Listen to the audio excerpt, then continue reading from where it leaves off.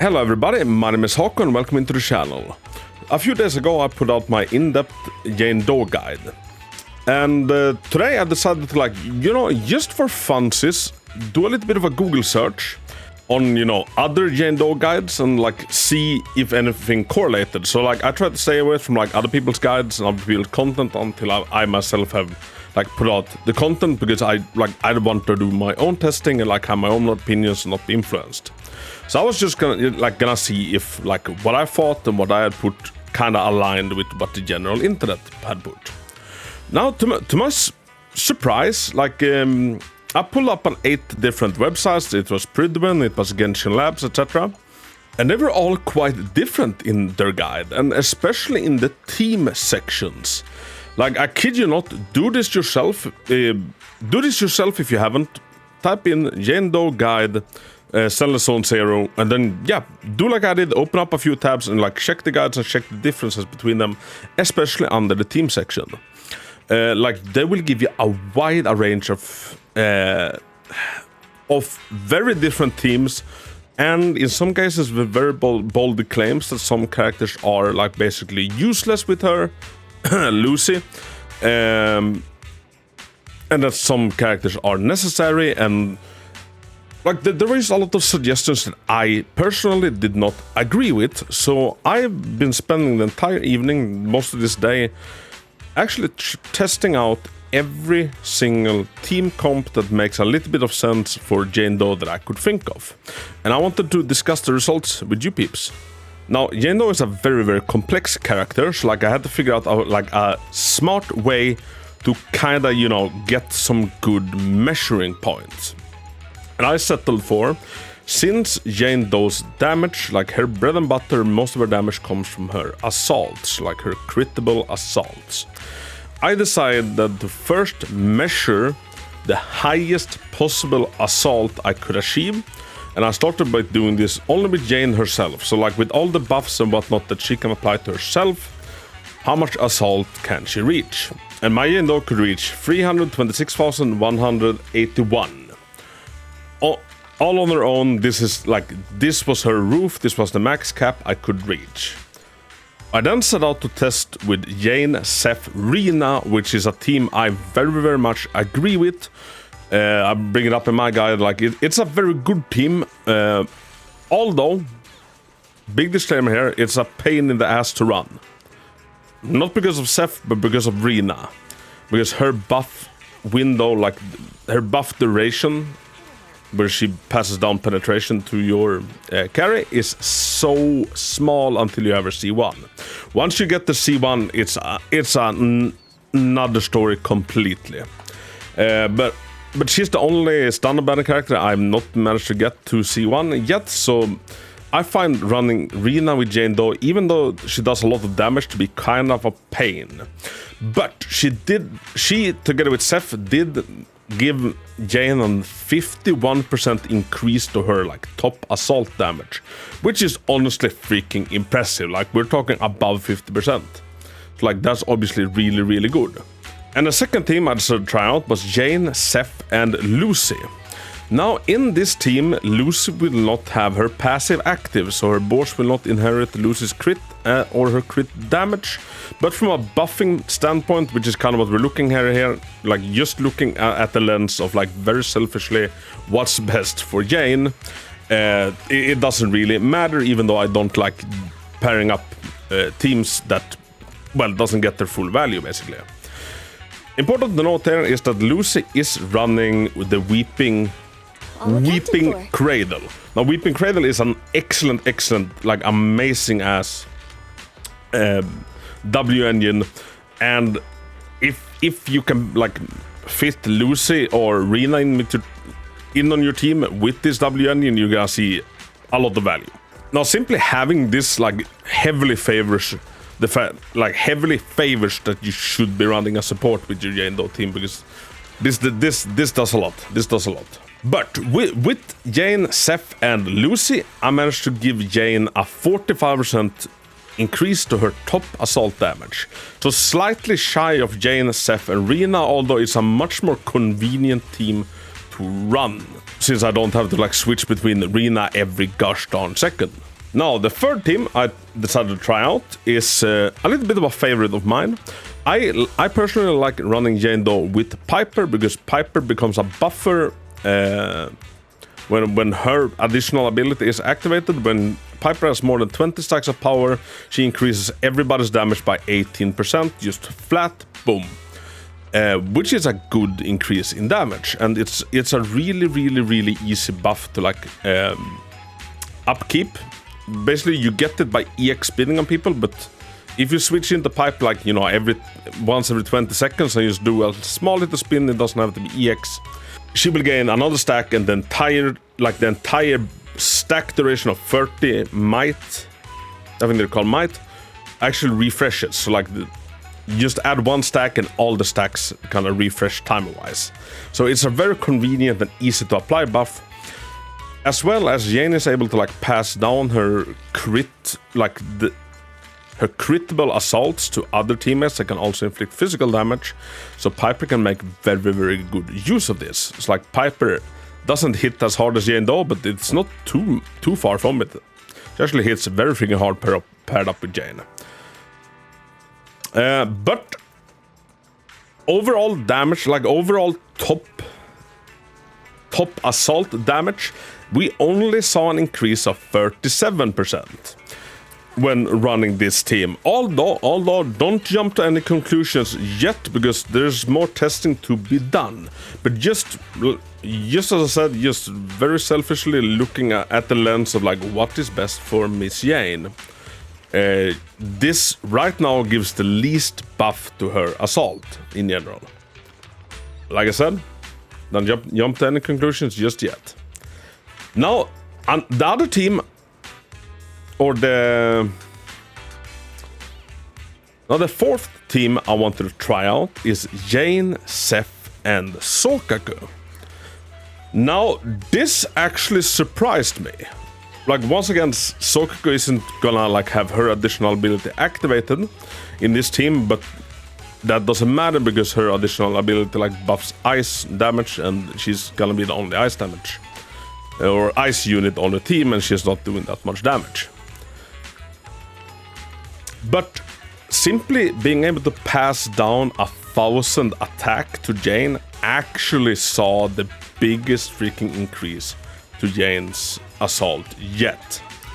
With Sokaku's buff and like everything else activated, I could give Jane a 60% increase in assault damage. So we went from doing 320,000 to doing 520,000. Now that's a 200,000 damage increase on the assaults. I was actually surprised by how much like this did. And if Sokaku wasn't like, you know, set in stone in my LN team, I would be like, damn, I think you might be running with Jane. But as we'll see very soon, even though this is a massive increase, if you just look at this, like the actual effect of it might be slightly lesser. But just looking at this, it looks like, you know, Sokaku would have the Piper and Lucy team outclassed by a lot, right? Well, come along. I decided to like go for some, you know, actual real content. So I popped these teams plus an extra anomaly team into the last Shiyu defense. So like the Shiyu defense 18 currently, and see how like the same kind of teams that I've been testing with, how they fared, because I feel like this is like put together, this is a better test, and there were some quite interesting results in this. So the first team that we ran was Jane, Piper, Lucy, and they managed to bang this out in 45 seconds. Now, this is very fast, and I was expecting good results simply because in the training room we obviously like just looked at what's the biggest increase to assault. But as anybody that's used Piper, that's used Lucy knows that they bring quite a lot of like damage to the table as well. So they made up for like, you know, the slightly lesser buff to Jane's assault by like just performing really well themselves. So for the second team, I decided to try out Jane, Seth, and Lucy. Once again, this team doesn't have Lucy's passive activated. But even though that, they actually beat the She defense 3 seconds faster than the Piper Lucy team. We're clocking in at 42 seconds clear. Now, this is very, very freaking good, and most guys agree that Zeph is a fantastic unit to pair up with Jane. And I will fully agree on that, especially if you're having a hard time reaching up to the anomaly proficiency cap that Jane has, which is at 420. So you need 420 anomaly proficiency on Jane to like get the max value out of some of her talents. Now this is very hard to achieve if you do not have her W engine, and in some cases it's hard to achieve even after you have her W engine. So Zeph can bestow 100 anomaly proficiency to Jane, and that is massive. And he also, of course, brings survivability to the team. So this team was slightly faster than Piper Lucy. The third team I decided to try out is Jane, Zeph, and Rena. Now this is a good team. You'll see it quite commonly recommended on different sites, on different guides. This team worked really freaking well. Once again, Rena is a powerhouse, but she's an annoying powerhouse until she's C1 because her buff is so freaking short. So the results were quite alright. We clocked in at 54 seconds, which is 9 seconds later than the Piper and Lucy team, and it is 13 seconds later, 12 seconds later than the Zeph Lucy. Now, don't get me wrong, Rena is an amazing support for Jane Doe. One of her absolute best ones, and had Rena been C1, so like I wouldn't have missed, any attack windows without the pen buffs, etc. I'm sure this would be on par with the other teams. But it's annoying to run, in my humble opinion. Now, the team I wanted to try after that was the team that performed the absolute best in the practice area, which was Jane Doe, Zeph, and Hako. This team clocked in at 53 seconds. Now, that is 1 second shorter than Rena, than the Zeph Rena team. But, and 8 seconds shorter than the Piper Lucy team. Now, if you remember back from the practice room, the Jane Piper Lucy one was the one that gave the least buff, and Hako Zeph was the one that gave the biggest buff, although they're clocking in at kind of the slowest speed. On the hardest She defense currently, which goes to show that like it's hard to calculate these things in Zenless because you need to like take so much into consideration. What I would love to see for the practice area would be like, like a DPS meter, like give us a training dummy that can record like how much damage did you manage to do during a minute.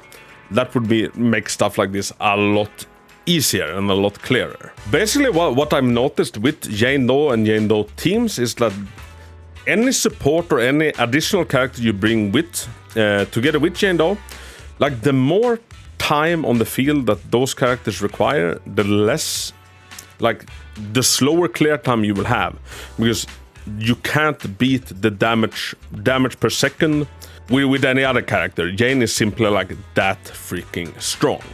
So say that the character takes 3 seconds extra to like set up their entire run. Well, that's 3 seconds you could have been applying assaults with Jane. So Hako being a little bit slow with applying her debuffs, like she needs to like fan her weapon 3 times and then put it into the ground, wait until the chain attack comes, or wait until the assist attack comes, etc. That's where I think like the fall off, or like why this team clocked in as slow as they did. Although, mind you, this still isn't slow. You have 5 minutes to clear the last She defense, and obviously we clear stage 1 in less than 1. So that gives us plenty of time, and this is quite, and you could claim that this is the hardest content in the game currently. So like, what are we even talking about? Like you can run Jane Doe with a wet taco and you will still be alright. And for the last team, I wanted to try a team. I wanted to run Jane, Doe, Grace, and Rina. Now this is a team I've seen showcased and promoted in different guides, different websites that claim that like, oh, this is Jane Doe's absolutely best team. Like probably the most prominent Zenless own guide website claims that this is her best team. And obviously this is a Disorder team, and I've been a strong supporter of Disorder. This is the team I used to run, but with Piper instead of Jane. But Jane kind of turns everything up on its head, and I thought that Jane would love Disorder. After extensive testing, I find that this team is like one of the worst teams you can run. And we'll see it in the clear time as well. Now, it used to be that the Disorder damage was much like higher than any sort of like anomaly status damage. It's like when an enemy got shocked for 50,000, like they received a Disorder for 200,000. And like that used to be how Disorder teams like managed to clear things with like the massive Disorder buff. Although in this case, you have to work just as hard to like apply shock as you have to do to apply assault. When those meet, you will have an assault damage up to like 700,000. Meanwhile, you have a Disorder for 200,000. And like that's obviously not bad extra damage per se, but you might as well have been bringing Piper, or you might as well have been bringing Nekomata, or don't do that. But you could have been bringing Piper and doing like more assault crits for like the insane amount of damage as well, since Jane allows her teammates to also crit with their assaults. So Disorder drops off, and Disorder is my least favorite to run with Jane currently, although with Bernice coming up, I feel like Bernice might actually make Disorder Jane Doe viable. The problem with Grace as a Disorder character in this team is that Grace also requires quite a lot of like field time, and the damage is so much lesser than simply having Jane critting like a freaking monster truck with her assaults. Now, mind you, my Jane Doe is C2, so she is crit, like her assault crits are even more crazy. Like Disorder slightly gains in value if you have Jane at C1 or C0. Meanwhile, assault, like pure assault teams gains massively at C2 and onwards. Although pure assault teams still pull ahead even at C0. So with Jane, Grace, and Rina, we clock in at 67 seconds. Now, is there a high chance that I did not play all of these teams absolutely optimal? Abso-freaking-lutely. Like, do they all have the exact same quality of gear? No, but I've tried to make it as fair and like as comparable as possible, just for like, you know, testing purposes and for like making it as accurate and as useful as possible. So am I surprised by these results? I kinda am, but you know what I'm most surprised about? I'm most surprised how freaking close they all are. Like, if anything, this goes to show that basically you can run Jane Doe with almost any support you want, and it will work. And this is what I think is like one of the best things about Zenless, is that it allows for a lot of variety and a lot of like freedom in when it comes to our team building. Like, I love using Piper, I love using Lucy, and even though on paper that didn't give me the biggest increase in damage in the training area, when we took it into actual combat, well, it actually gave me almost the best result. Remember, Seth and Lucy was slightly better. And for someone that has, you know, maybe they wail a little bit on Ellen's banner, so they have a very loaded Sokaku, but maybe they don't have a Rina, maybe you don't have a Lucy.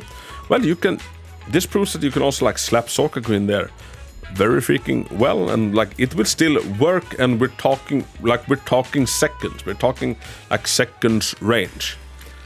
So yeah, I tried testing out as many combinations I could think of, like like I could probably come up with like, you know, 10 more teams, like, oh, what if we slap in Anby and Nicole, what if we like da da da da da da da, but these I tried taking the teams that, well, the internet is basically telling you to play, and showcasing, testing out, should you play them, and well, turns out it's all kind of viable.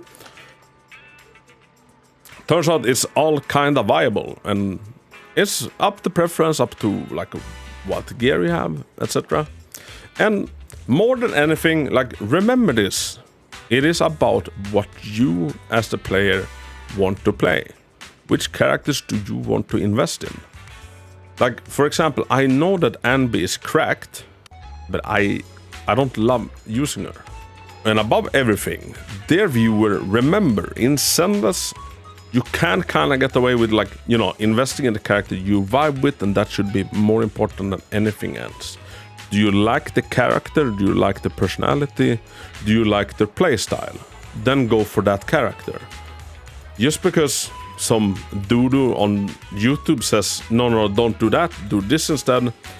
Like, don't build your favorite character do you love, build this character that you find kind of boring instead. Like, never ever do that. Never do that. Like, once again, this kind of showcases that, yeah, you can run with characters that you love using, that feels right for you.